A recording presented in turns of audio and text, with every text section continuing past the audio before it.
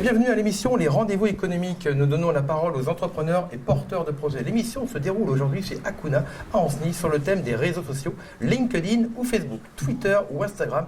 Mais aujourd'hui, pour en parler, pour en débattre, j'invite Ronan Cuny. Bonjour Ronan. Bonjour.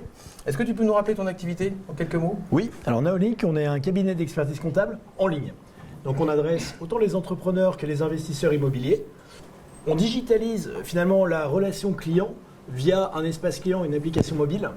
Pour le reste de la relation, ça se passe par téléphone ou par visio. On innove effectivement dans la relation puisque on inscrit dans le parcours de nos clients des rendez-vous de conseil.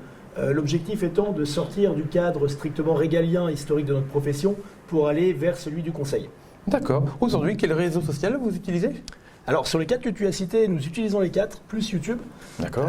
Pourquoi? Parce que déjà on est parti d'un constat, si j'en crois les statistiques, 60% de la population française, donc c'est énorme, utilise dorénavant les réseaux sociaux tous les mois. Et un Français en moyenne utilise les réseaux sociaux à raison plus d'une heure et demie par jour. Un Français sur deux, oui. Voilà, donc ça voudrait dire qu'en tant qu'entrepreneur, en tant qu'entreprise, ne pas utiliser les réseaux sociaux, ça conviendrait à se couper d'un espace-temps intéressant, d'interaction avec ses futurs clients, ses futurs fournisseurs, ses futurs salariés, ses futurs partenaires dans son ensemble. Donc nous, en tant que cabinet digital, ça résonne d'autant plus fort qu'il nous paraît essentiel dans notre stratégie digitale que d'inclure évidemment les réseaux sociaux. Donc c'était dès le lancement de Naolink, on était sur ces réseaux sociaux. Et après, quant à choisir lequel réseau social on va choisir, c'est lié à nos objectifs. On a 4 objectifs. C'est très simple. 1, trouver de nouveaux projets d'entrepreneurs. 2, trouver de nouveaux projets d'investisseurs immobiliers. Et sur les 2 autres objectifs, il y en a un, c'est de recruter de nouveaux talents. On est une structure qui connaît une forte croissance, mais ça veut dire qu'il faut assumer cette croissance via le recrutement de nouveaux talents capables justement de gérer cette charge de travail. Et en l'occurrence, eh bien, là, tous les réseaux sociaux cités contribuent de près ou de loin à trouver ces personnes. Et le dernier objectif, c'est un objectif d'e-réputation. D'augmenter l'image qu'on peut avoir.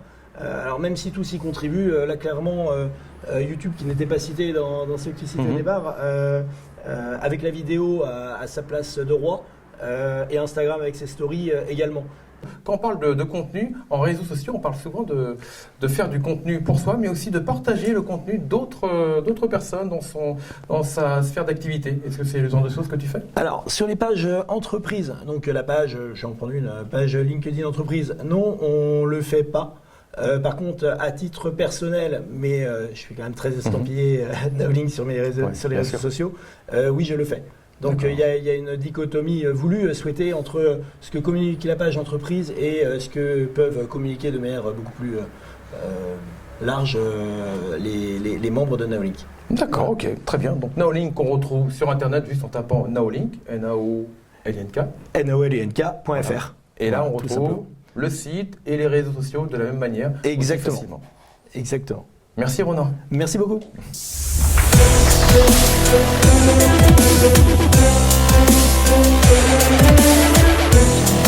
Thank you.